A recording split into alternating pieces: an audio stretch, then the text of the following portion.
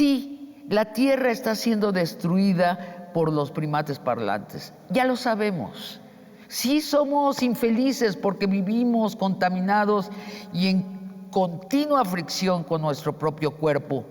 También lo sabemos. ¿Y cómo vamos a remediarlo?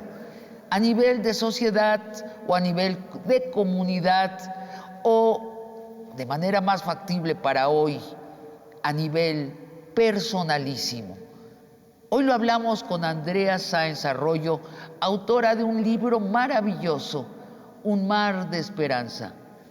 Bienvenidos a una conversación de largo aliento.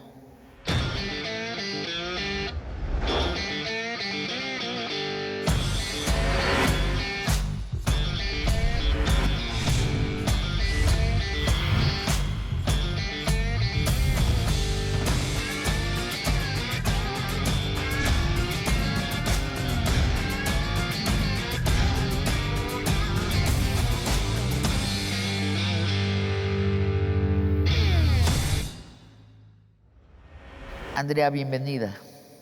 Gracias. En tu libro hablas del Jardín Maya. ¿Dónde queda eso y qué es?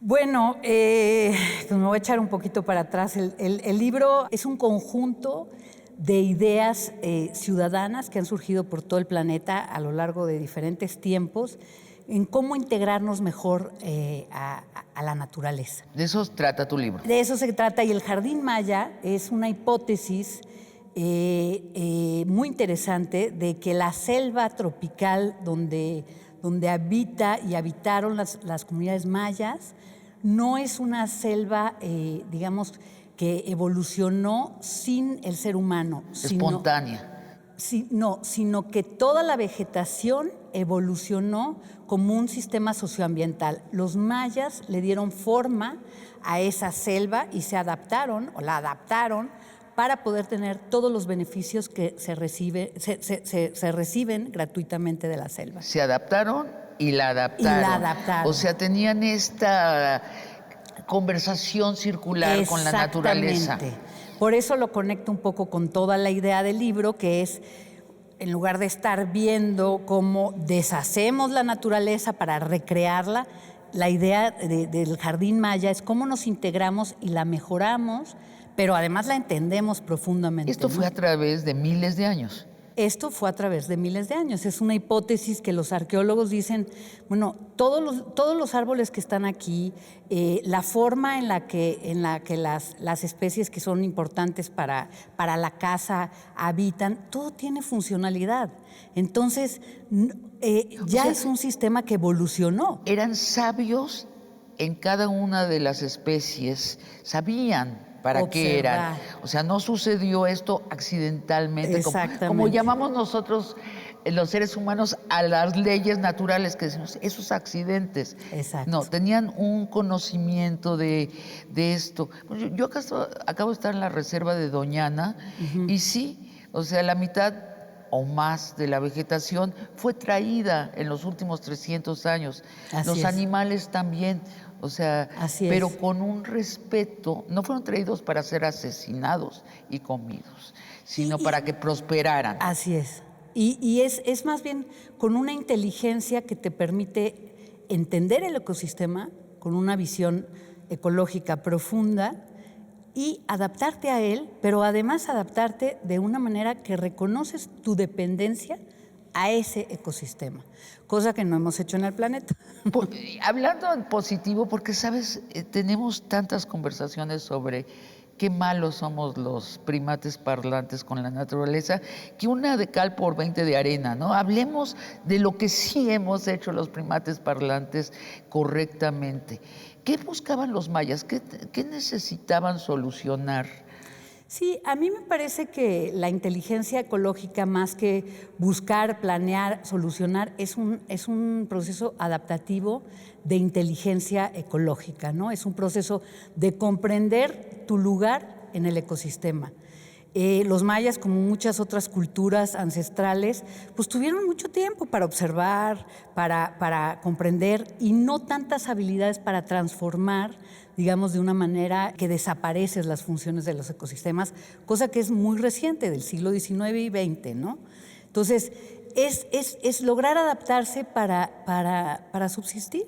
¿Te imaginas hoy a una sociedad construyendo su hábitat para su propia felicidad y la del hábitat? Por supuesto, o sea, me parece que esa es la inteligencia ecológica que de la cual estamos carentes, ¿no? Danos un ejemplo. Bueno, un ejemplo del libro muy bonito es el jardín de la maricultura que hacen las mariscadoras de Galicia, ¿no? Sí. En tierra, por las actividades agrícolas, producimos un exceso de nutrientes. Ese exceso de nutrientes que el sistema natural no había evolucionado para recibirlo e integrarlo, están asfixiando muchos de los estuarios del mundo. Las mariscadoras de Galicia son acuacultoras, son personas que cultivan el mar, pero que aprovechan ese exceso de nutrientes y retroalimentan la función de filtrado de los ecosistemas. Al tener estos bivalvos que están ahí y que además es una actividad pesquera. Mariscos. Mariscos. Ajá. Son almejas de muchos tipos, ¿no? Hacen un jardín que retroalimenta una función ecológica. Crean un trabajo para ellas, además precioso porque está adaptado a las lunas, ¿no? Sube la marea, baja la marea y las mujeres, bueno, pues sabes que ya subió la marea, ya me voy a mi casa porque tengo cosas que hacer, ¿no? Entonces, esa es una manera de adaptarse y de crear un hábitat y no pelear con el hábitat, ¿no? Claro, claro. Regreso a Doñana tal vez porque acabo de estar allí. Claro, Doñana es un ejemplazo. Sí, es un ejemplazo, es una cosa que le tenemos que copiar a los españoles, ¿no? Esto de crear reservas, pero además con esa inteligencia, no nada más dejarlas allí proliferar sin la inteligencia humana, sino integrar la inteligencia humana. Bueno, allí el Guadalquivir cruza y ellos tenían la suposición que lo que iba a pasar es que la reserva donde hay seres humanos, aunque no está hiper poblado, pero sí hay seres humanos, se iba a ensuciar el Guadalquivir. Bueno, descubrieron, esto no fue premeditado, descubrieron que el Guadalquivir luego de recorrer Doñana sale más limpio. Así es. Y todavía no están seguros de por qué. Lo que me dijeron los biólogos es porque posiblemente los pájaros que chupan el agua tienen enzimas que limpian el agua.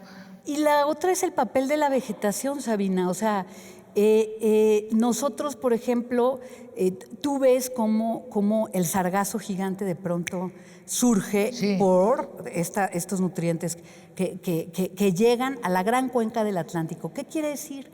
Filtran el exceso de nutrientes o el exceso de suciedad, como lo estás planteando tú, y pasa más limpia. Esa es la función ecológica que llamamos de filtrado, ¿no? Entonces, todas esas cosas que recién en Occidente decimos, acabamos de descubrir, pues muchos pueblos indígenas lo entendían pues de manera milenaria, ¿no? Sencillamente no hicieron papers como los que hacemos nosotros en la academia, ¿no? Escribes que Islandia es un faro en la ruta para el desarrollo inteligente.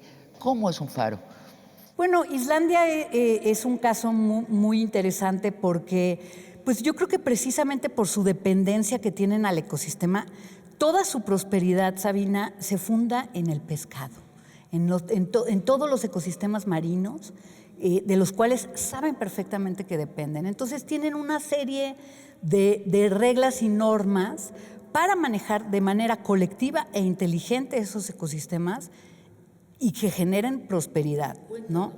Bueno, número uno, trabajan con derechos de propiedad, pero cuidando mucho que los derechos de propiedad de un recurso que pertenece a la nación, como son los peces en el agua, pues no quede en manos de unos pocos, sino transite a una inclusión. Está diseñado de una manera esta cuota que tú puedes poner, por ejemplo, como colateral en el banco, como garantía.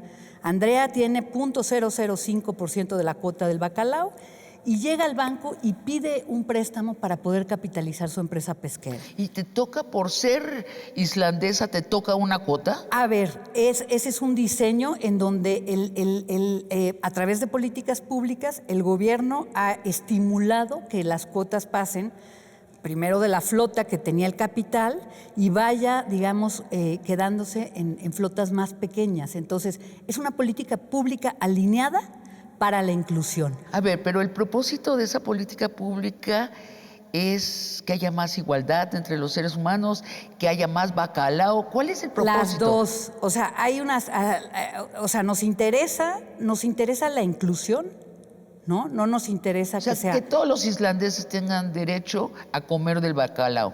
No son todos, pero hacer una economía... Los que quieran. Hacer una economía que te genere... O sea, yo te voy a poner un ejemplo. Si tú tuvieras esas cuotas con el camarón de México, sí.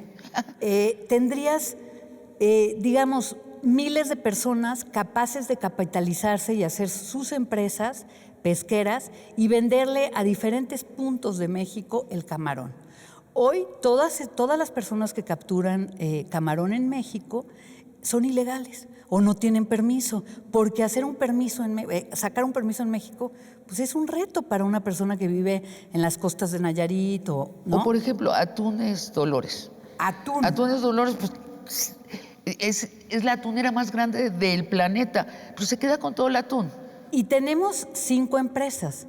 Ahora, 5 empresas que generan empleos. 5 empresas de atún. 5 empresas de atún que generan empleos, que definitivamente generan bienestar. Sin embargo, podríamos empezar a pasar parte de esa cuota a las comunidades costeras con su derecho de propiedad. O sea, habría menos megamillonarios y más ricos, más clases medias. Exactamente, son políticas diseñadas para la inclusión. Perdóname, ¿y cómo le va a Islandia en la competencia por vender pescado? O sea, porque lo que dicen los capitalistas es, sí, todo el mundo muy feliz, pero se vuelven del medievo esos países. Esto es un punto muy importante del que hay que platicar y también la ciencia. Pero voy a tocar el primer punto que me dices. ¿Cómo le haces para que el mercado también sea incluyente? En el libro vienen 2 ejemplos, uno es Islandia y el otro es la costa de Galicia, de cómo se alinean también las políticas públicas para evitar el coyote, ¿no? Entonces, tienen subastas en internet. El coyote humano. El coyote humano, ¿no? El coyotaje que dices, que una sola persona marca el precio y una persona te dice, si no me lo vendes a mí, pues platícame, vamos a platicar después. O sea, la mafia. Entonces, hay alineación de políticas públicas para que tú tengas una subasta y tengas diferentes compradores que dicen, Sabina me va a traer bacalao y Sabina cuida ese pescado como oro. Entonces, yo hago la subasta por internet. Evidentemente, el Estado se encarga que el internet llegue hasta el Polo Norte. No, nada de que ¡ay, se fue la señal! No. Y ahorita vamos en el punto de la ciencia, ¿no? Porque es la importancia del internet. Y entran los competidores en una subasta. Es como dice Robert Rich, ¿no? Señor que habla del supercapitalismo. Sí. O sea, no podemos tener a una persona que pone el precio y hablar de libre mercado. Claro. ¿No? Entonces, esas subastas rompen, digamos, la tendencia a los monopolios, lo que llamamos comúnmente el coyotaje. ¿Y cómo les va a Islandia como exportador de bacalao? O sea, ¿sí hacen dinero, pues, para el país? Bueno, viven de eso, Viven Sabina. de eso. Tan viven de eso que han prohibido la exploración y explotación de petróleo. ¿Por qué? Porque los ecosistemas de los cuales dependen, y saben profundamente que dependen, estarían en riesgo. Y me quiero saltar a la parte de la ciencia. O sea, la ciencia, la cuota no la da un político. La cuota, o sea, nos dividimos el porcentaje de la cuota y la cuota se estima técnicamente por el Instituto de Ciencias Marinas, quien tiene el poder de decretar en un día, Sabina, cambios en política pública pesquera. Qué fantástico eso. Y es acceso público a Internet. ¿Esto es común que los científicos dicten la política pública? No, pues nadie nos fuma. Oye, Darwin eso es lo que pensaba que iba a pasar, ¿no? Fíjate. Se murió, lo dice en su autobiografía, pensaba que iba a venir el gobierno de los biólogos, para mayor placer tuyo. Sí, le parecía inevitable. Bueno, pues no sucedió. Sí. Llevamos No ha sucedido. No ha sucedido. ¿Crees que sea posible? Mira, yo creo que hemos denostado el papel del conocimiento. Sí. ¿No? La ciencia no la producimos nada más en los centros de investigación, tenemos mucho conocimiento. Yo trabajo mucho con transdisciplina, con conocimiento ecológico local, porque me parece fascinante. Pero tenemos que tener un mecanismo para integrar ese conocimiento y recomendar con la mejor información qué es la política pública que debemos seguir, ¿no? Y el principio precautorio, que es lo que aplican en Islandia, que es decir, ¿sabes qué? No me puedo arriesgar, vivo del bacalao, ¿no? Claro. No me puedo arriesgar a que tenga yo un derrame de petróleo, no me puedo arriesgar. ¿Sabes, Andrea? Yo siento una gran pesadez cuando pienso en estas soluciones que implican el acuerdo de toda una sociedad. Así es. Porque como mexicana las veo lejos para mi país. Tenemos gobiernos obsesionados todavía con el crecimiento económico. Y por eso, en el siguiente bloque, te quiero preguntar sobre las soluciones de pequeñas comunidades, que es mucho más viable para nuestro país. Soluciones, por cierto, que ya existes y mencionas en tu libro. Así que volvemos luego de una pausa. Vale. Las casas autosustentables. Me pareció fantástico. O sea, una casa que no... descríbelas tú mejor. Es la inteligencia colectiva a un nivel micro, ¿no? A tu hogar. O sea, cómo tú puedes vivir produciendo lo que consumes. Y sin dañar tu hábitat. No hay pelotera, no hay ciencia oculta, ¿no? Sencillamente tenemos que hacer una política pública alienada, alineada, no alienada, alineada para fomentar que se produzca la energía desde la casa y entre a una red.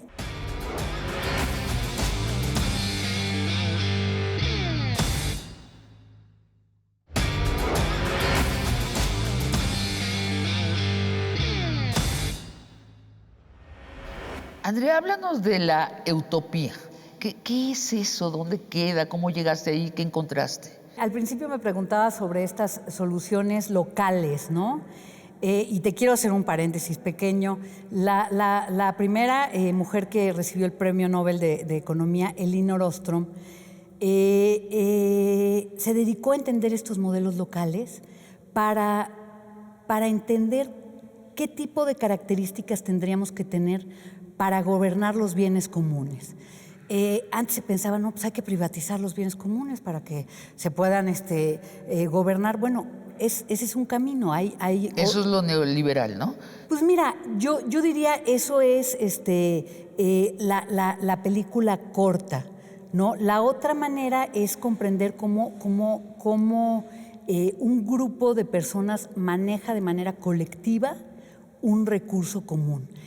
Eso es el caso de Utopia en el Pacífico, que son las cooperativas pesqueras que lograron sobrevivir. Bueno, Lázaro Cárdenas impulsó el movimiento cooperativista, que fundamentalmente son empresas de pertenencia colectiva de los trabajadores, ¿no?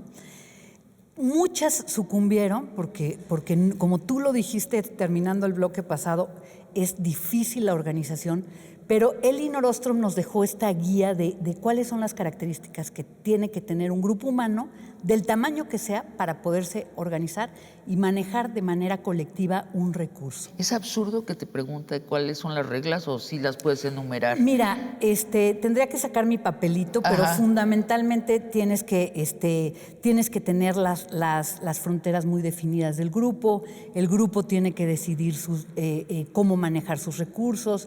Tiene que haber castigos graduales, tiene que haber, son 8 principios. tiene que haber un sistema, digamos, para resolver conflictos que sea barato y que no tengamos que ir al juzgado de la Ciudad de México para resolver A conciliación y arbitraje. Exacto, qué bien, te sabes ese reto, ¿no? Pero además, el nivel superior que anida a este grupo organizado tiene que respetar esa visión de manejo colectivo. Ahora, ¿hablabas de utopía como un lugar físico? Hablaba de Utopía como el lugar físico que es la Isla Natividad, en Baja California, donde está esta cooperativa pesquera y donde tuve el honor de trabajar 10 años. ¿Desde cuándo se fundó esta cooperativa? Mira, esta cooperativa acaba de cumplir yo creo que los 80 años. O sea, ¿no? dices Lázaro Cárdenas, es época de Lázaro Cárdenas. Entonces, imbuidas de este espíritu nuevo en el país, después de la revolución, un presidente de izquierda, fundan esta cooperativa. Pero además son las empresas de propiedad colectiva. Una joya que pensamos que pues, va a ser uno de los caminos, ¿no? La geometría de la izquierda y la derecha me parece incluso confusa, ¿no? Porque digo, de veras tenemos políticas de izquierda que son totalmente excluyentes, ¿no? O de derecha. No entremos en eso porque ahorita nos perdemos. En esta conversación no estamos en eso. Pero ellos son empresarios. Sí. Pero ellos, es que creo que es bien importante darles humanidad. O sea, estos son gente que son descendientes de los originales que fundaron esta cooperativa. En la Isla Natividad. Con el derecho a ser parte de la cooperativa. No, eso es parte de lo interesante. Te tienes que ganar el derecho. Eso es bien interesante. ¿Cómo te lo ganas? Lo han aprendido y es lo que hizo el Nostrum. O sea, ¿qué reglas son las que funcionan? Porque no es nada más naciste y eres el hijo de Esteban o de, ¿no? No. Te tienes que ganar el derecho colectivo de entrar a esta empresa como socio. ¿Son pescadores? Son pescadores. ¿Qué pescan? Una diversidad de especies, pero lo que fomentó, digamos, el desarrollo cooperativo y el desarrollo empresarial en esta zona es el abulón y la langosta, que son especies de primera, que son exportadas la mayoría, ¿no? Y bueno, exportadas la mayoría. Lo interesante, digamos, de su manera de manejar un recurso de uso común es cómo tú puedes entender lo que sucede en una escala pequeña para entender lo que sucede en el planeta. Por ejemplo, ellos al exportar tienen transportes, por supuesto, propios. De la colectiva. ¿Cómo lo llaman esto? ¿Colectiva? Cooperativa. Cooperativa pesquera. Ajá. Y lo más interesante es, bueno, tuvimos el honor de participar como científicos con ellos, es una asamblea discutiendo cambio climático, por ejemplo. Una asamblea de pescadores comiendo pepitas y diciendo, a ver, pues, ¿qué onda? ¿Cuántos? Bueno, la asamblea tiene como 80, 100 socios. O sea, ¿se sientan 80 pescadores? Así es. Y mira, Sabina, yo iba a presentar mis resultados del cambio climático y las reservas marinas 3 días esperando a que entres a la asamblea. ¿No? ¿Por qué? Porque también discuten sus pensiones en el Seguro Social, también discuten sus inversiones, discuten si van a comprar un barco o no van a comprar un barco, y después discuten temas relacionados de cómo asegurarnos que la productividad que tuvieron nuestros ancestros continúe y se mejore. Por eso se llama Utopía. ¿No hay un lidercillo allí que nada más... Por supuesto. A ver, esa tentación que en el libro le llamo el hechizo mexicano y después digo es el hechizo global, que es que un grupito se alíe el poder económico con el poder político y le quite a la colectividad. Y vuelvan una pirámide el asunto. Pero ¿cuál es lo interesante aquí, Sabina? La democracia. Sí. O sea, ¿cómo evolucionó la democracia en esta isla para que, digamos, esta tentación del hechizo pues, sea neutralizada? ¿Ya se la conocen ellos? Claro que se la conocen. Me quiero quedar en el poder. ¿Tú estás en Twitter? Yo estoy en Twitter. A ver, entras a Twitter y tienes la conciencia de que estamos llegando a niveles de idiotez en lo colectivo, que es imposible hablar en colectivo. El sueño de Twitter, que iba a ser el gran ágora, donde íbamos a poder hablar hasta que llegáramos a claridades, está sucediendo exactamente lo inverso. Llegamos a simplificaciones que son falsas además, ¿no? derecha, izquierda, así como dijiste, así en bloque, grandotes. Venezuela es lo mismo que Finlandia, ¿no? Según esta simplificación. En Norteamérica es lo mismo que, tú dime, que Sí. Perú, bueno, Sí. estas horribles implicaciones falsas, el insulto, el siempre no llegar a nada, sino a más polarización. Contrástalo, por favor, con una junta de ellos. ¿Qué hacen ellos? ¿Qué reglas tienen que impide esto? Sí. A ver, no están exentos De reyertas, pues de la estupidez. O sea, creo que como tú dices, somos un primate parlante. con parlante, con muchas tentaciones de regresar, digamos, a lo básico, a la estupidez, a la falta de profundidad, ¿no? Me parece, y lo he dicho en un par de entrevistas, que la inteligencia colectiva es, digamos, un fenómeno que evoluciona todos los días, ¿no? Este Twitter, que ahorita parece un Twitter de chimpancés, pues está en su proceso de evolución. En la primera parte del capítulo del libro, no sé si viste, le llamamos el bucle de la evolución de los sistemas complejos, ¿no? Y con los estudiantes hacemos siempre la analogía de no olvides la salida, de cuando estás pasando de un sistema a otro sistema y a otra realidad. En la salida nos tenemos que deshacer, digamos, de prácticas antidemocráticas, de prácticas de discusión estéril. A mí esto de la ideología política me parece una discusión estéril, ¿no? Que además nos distrae, Sabina. Tenemos de veras unas situaciones ambientales emergentes, de emergencia, Sí. y que estamos en que si yo soy neoliberal, no, hombre, o sea, estamos en emergencia y tú estás con los blancos o los verdes o los azules, ¿sabes qué? Nos tenemos que sentar. Yo a veces creo que todas nuestras discusiones se van a resolver cuando haya un temblor expansivo que vaya tomando a todo el planeta y que nos mande como, ¿sabes qué? Como a las hormigas de un caballo, que el caballo nada más hace así y lanza las hormigas lejísimos. Por supuesto. Así nos va a pasar. Mira, Sabina, y esa es la paradoja en la que estamos, el reto en el que estamos. Mucha gente, y lo decía Lynn Margulis, ¿no? Mucha gente dice, tenemos que salvar el planeta. No, hombre, el planeta se salva solo. Sí. Los que nos tenemos que salvar somos esta última especie de homínido, que además pues tiene una particular manera de describir el mundo, que es nueva en la evolución de la vida en el planeta, pero la vida va a seguir en el planeta, con o sin nosotros. Entonces, lo que está en riesgo no solo es, digamos, que perdure Homo sapiens en el ecosistema, pero la calidad de vida de los homínidos, de Homo sapiens, ¿no? Entonces, de ese tamaño es la discusión. Claro. Las casas autosustentables. Me pareció fantástico. O sea, una casa que no... descríbelas tú mejor. Pues mira, o sea, es la inteligencia colectiva a un nivel micro, ¿no? A tu hogar. O sea, cómo tú puedes vivir produciendo lo que consumes. Y sin dañar tu hábitat. No hay pelotera, no hay ciencia oculta, ¿no? Sencillamente tenemos que hacer una política pública alineada, alineada para fomentar que se produzca la energía desde la casa y entre a una red. Todo esto se puede hacer un sistema de biodigestores que alimentan tu jardín. Vives en una casa en condominio. O sea, los excrementos van a dar al jardín. Por supuesto, ¿para qué sirve ya lo hablamos de la vegetación? Filtra todo, están diseñadísimos estos biodigestores que limpian y además se hacen uso de esas.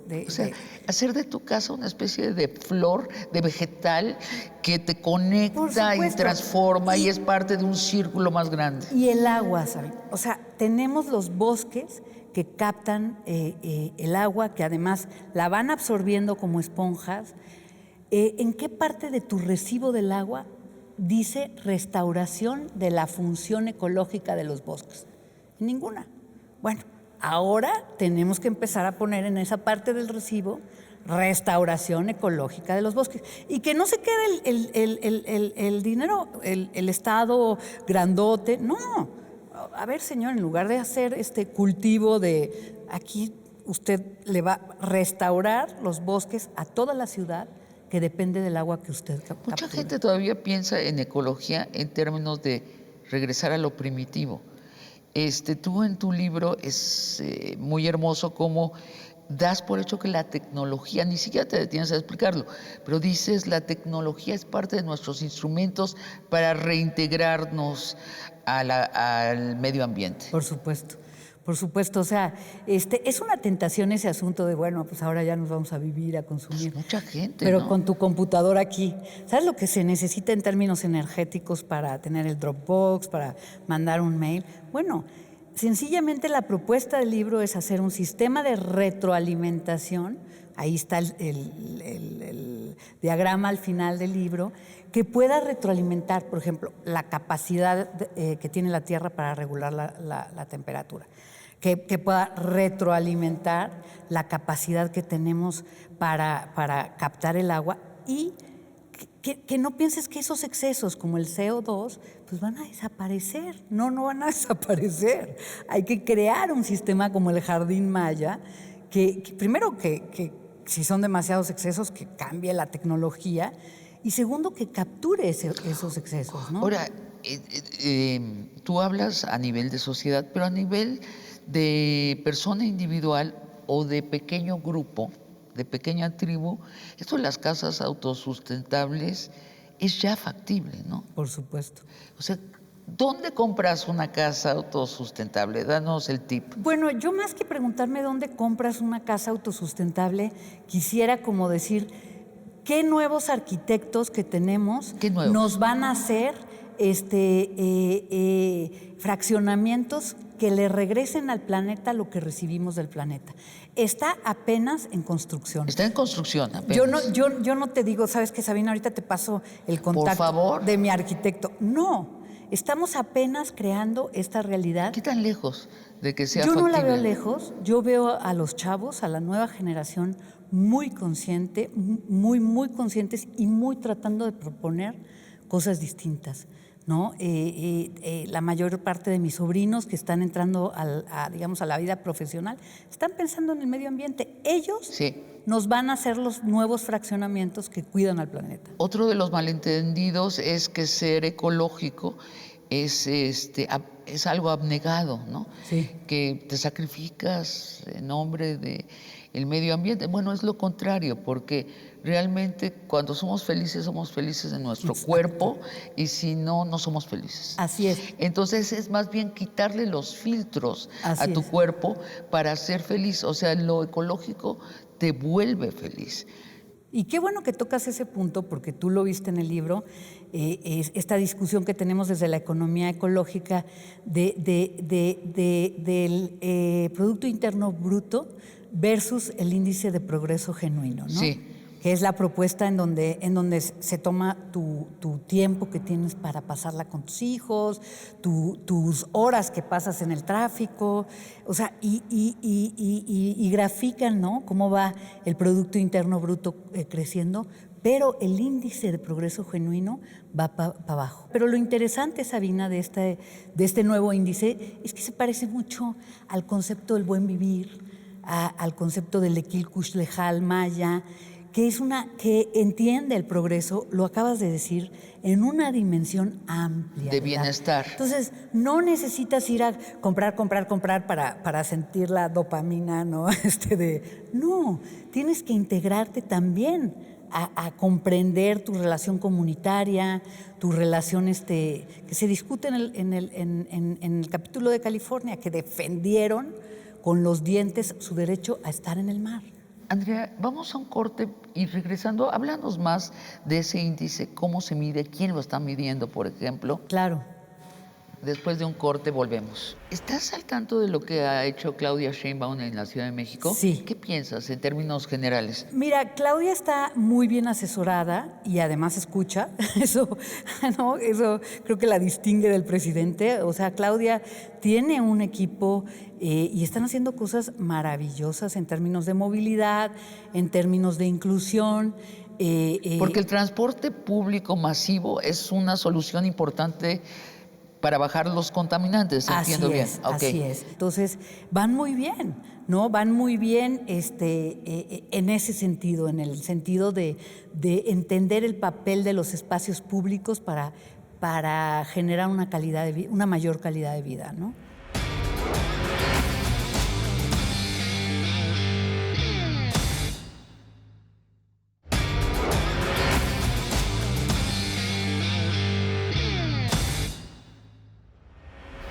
El Producto Interno Bruto versus... El índice de progreso genuino. ¿Qué es el índice de progreso genuino? Bueno, o sea, parte desde la economía ecológica, digamos, la principal preocupación es, estamos subsidiando con el capital natural, por ponértelo simple, el capital financiero y económico. Es que pues, económico es todo, ¿no? Entonces, el financiero o la infraestructura.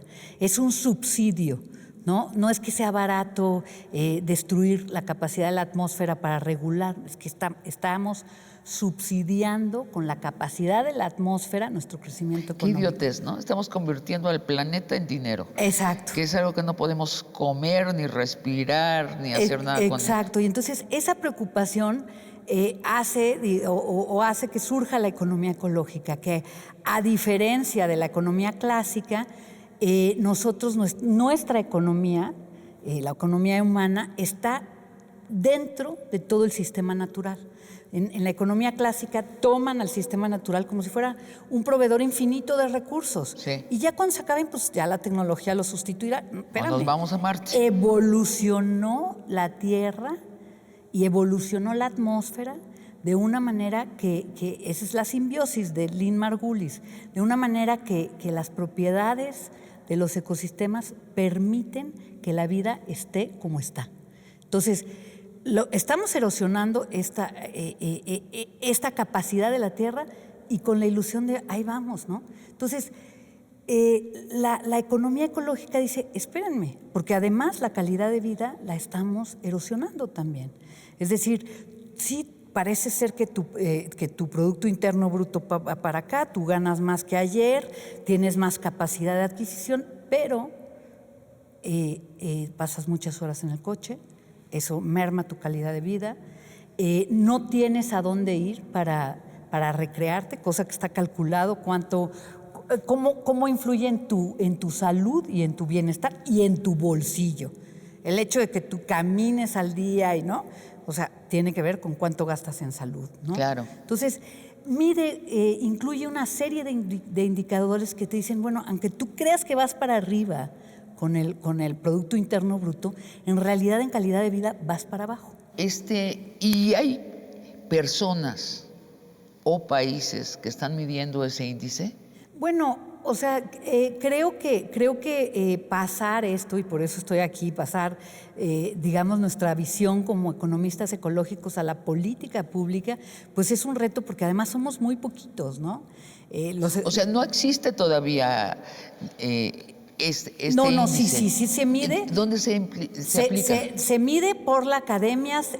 Algunos países, por ejemplo, Bután tiene un índice de felicidad muy parecido. Hay naciones que les queda claro que no necesariamente estamos progresando. El presidente Obrador habló de esto hace como 3 años, ¿no? Yo creo que al principio de su mandato. Muy al principio dijo, ya no vamos a medir el PIB, vamos a medir el índice de bienestar. Y bueno, la prensa, como los aviondos de la prensa, se burlaron muchísimo. Sí. Sin embargo, básicamente tiene razón. Ahora, ¿sabe el presidente cómo se mide eso? No creo, Sabina. Mira, yo me acuerdo mucho cuando leí esto y que para mí de veras es una cruzada el tratar de que, pues de que comprendamos lo que estamos perdiendo, ¿no? Al no ver cómo estamos integrados al ecosistema. Me aventé un artículo en Letras Libres que se llama Un índice de progreso para el presidente, ¿no? Para el presidente, ya en el Ya título era se lo dedicaste a Se él. lo dediqué, por ¿Y qué supuesto. te dijo el presidente? No, pues nada.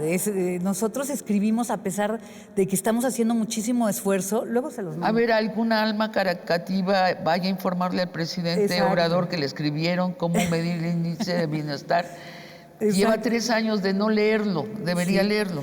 Sí, o sea, debería de leerlo, pero además deberíamos de sentar.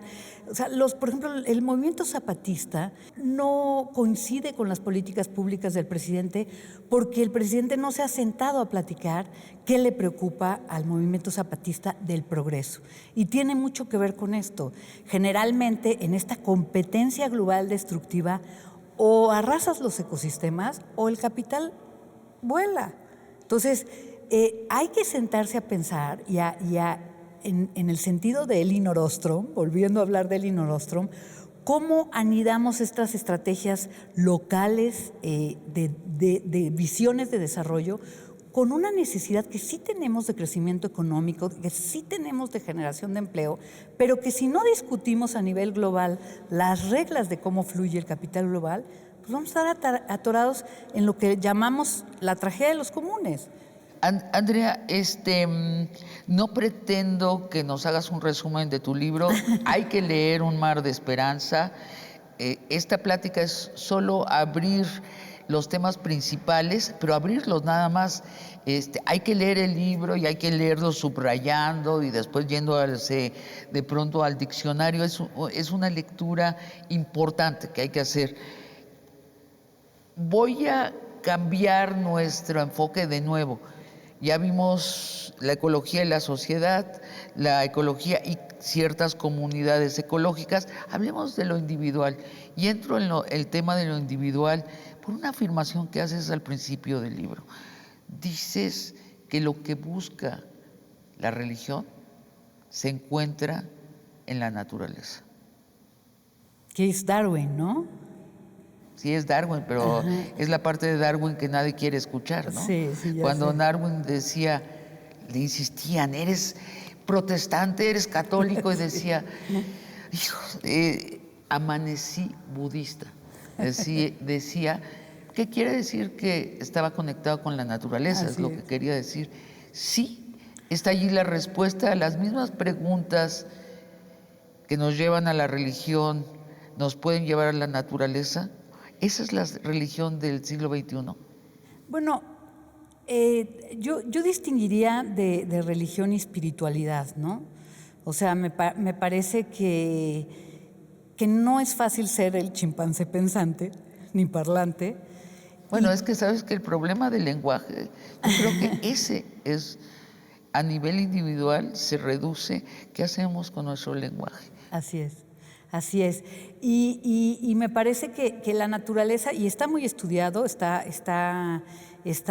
descrito en el libro y está descrito también la parte, digamos, asociada económica, a cómo la naturaleza te devuelve un sentido de tranquilidad que además eso genera o disminuye tu cortisol, ¿no? Claro. Ahora, entender nuestro papel en el universo, pues es algo que pues las religiones, la espiritualidad ha buscado. Entonces, al entender la naturaleza, al entender la evolución de la vida en la Tierra, que es sorprendente, a mí no deja de ponérseme, ¿no?, chinito el cuero.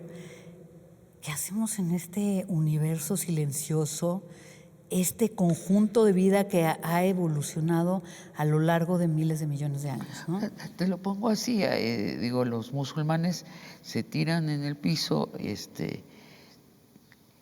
hacia la Meca y así se conectan con Alá. Los judíos se mecen, dicen palabras que hay un libro, entran en trance.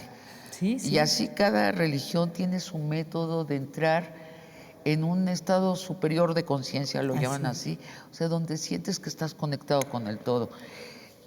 La naturaleza, no tenemos estos rituales para entrar en conexión. A mí lo que me hace mucho sentido, no creo que necesitamos un Dios metafísico, un Dios que está fuera de la física. Yo no creo que exista. Sí. Además, sé que no existe, para ser más clara, pero quiero decir que la naturaleza sí nos puede dar esta conexión. Así es. Si aprendemos los rituales, o sea, los métodos para conectarnos. Sí. Y te lo pregunto a ti como una persona que vive básicamente en la naturaleza. Sí, sí.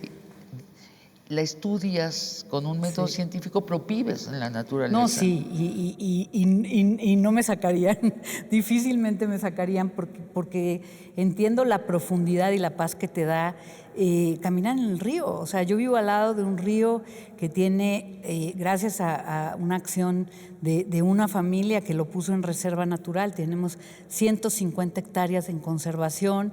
Y pues un movimiento de acción colectiva adentro, de decir, pues podemos vivir distinto. O sea, ¿son ¿no? un grupo de personas? ¿Son un colectivo? Pues bueno, este parque lo fundó una familia de San Cristóbal. ¿Estamos hablando de Chiapas? En San Cristóbal de las Casas.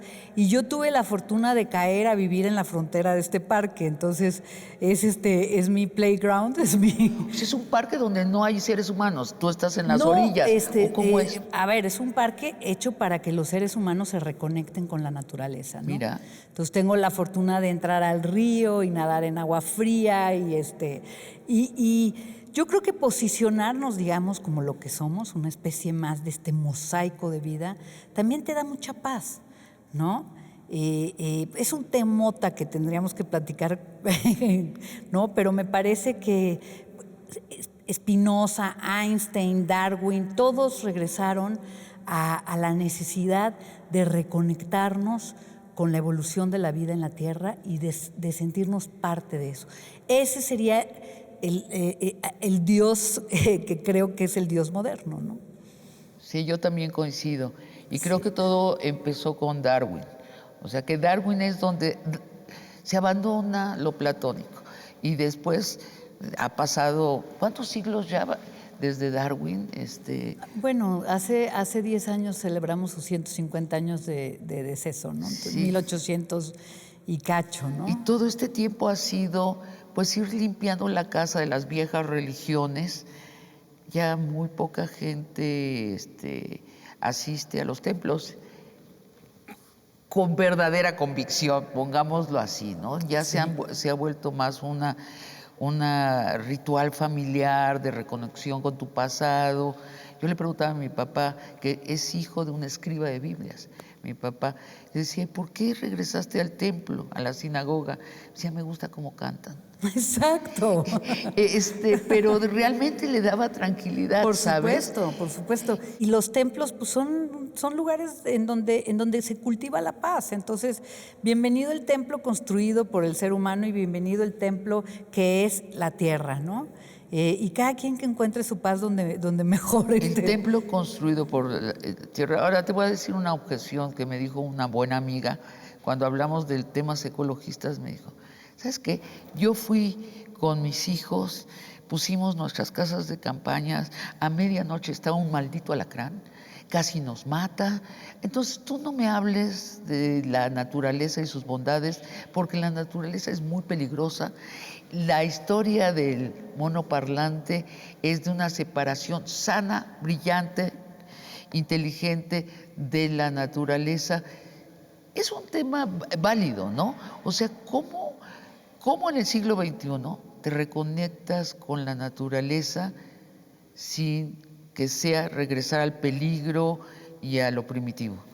Sí, bueno, me parece que está en este capítulo que se llama Un templo para el océano y que es la comunidad de Monterey, que le quitaron una R en California, y que de alguna manera pues hicieron este sistema socioambiental en donde todos tienen el derecho, ellos por supuesto pelearon durante 40 años. Cuéntanos de cuando estuvo en peligro y se organiza toda la comunidad para impedirlo. Para no impedir que veamos el océano.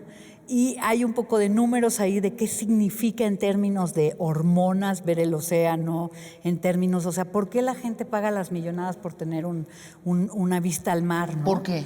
Porque hay, hay algo que nos conecta con, químicamente con ese ritmo de la Tierra, que apenas estamos estudiando, ¿no? Pero digamos, por ejemplo, en estos baños de bosque, cortisol para abajo, buenas hormonas para arriba. Lo que los japoneses llaman darse un baño de bosque, Exacto. que es ir a caminar por el bosque. Exacto, y lo mismo pasa, o sea, por eso todos nos vamos al mar. Entonces, deberíamos vivir en el mar o en el bosque.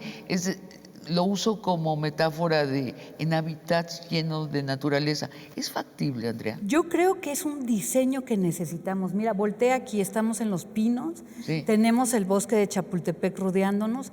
Bueno, o sea, en lugar de maximizar el número de casas que hacemos por metro cuadrado, tenemos que maximizar el número de casas con espacios naturales y lugares donde convivir y hacer comunidad por metro cuadrado, ¿no? Mucha gente se está yendo realmente a vivir a la naturaleza, pero muchísimas más tienen una angustia existencial de irse porque piensan que donde se hace la vida en común es en las ciudades. Sí. ¿Y tienen razón o están equivocados? No, es momento de irse. No, yo creo que tienen razón. Mira, a mí me impresiona la visión de parques que tuvimos en los 40, 50, 60 en la Ciudad de México.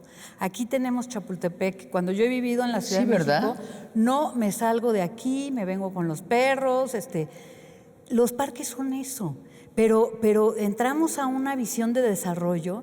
Yo me acuerdo cuando viví unos años en la Condesa, estaban pensando el Parque México, que es una conexión con la naturaleza, sí, convertirlo en un centro comercial, ¿no? Sí. Entonces, esa es la parte donde regresamos a la democracia. La otra es querían hacer un estacionamiento subterráneo que se hubiera ido al diablo todos los árboles. Y es donde regresamos a la democracia y regresamos a cómo los californianos defendieron su costa de una federación extractivista que les decía, aquí tienen que explotar petróleo, porque aquí hay petróleo y nos conviene a todos.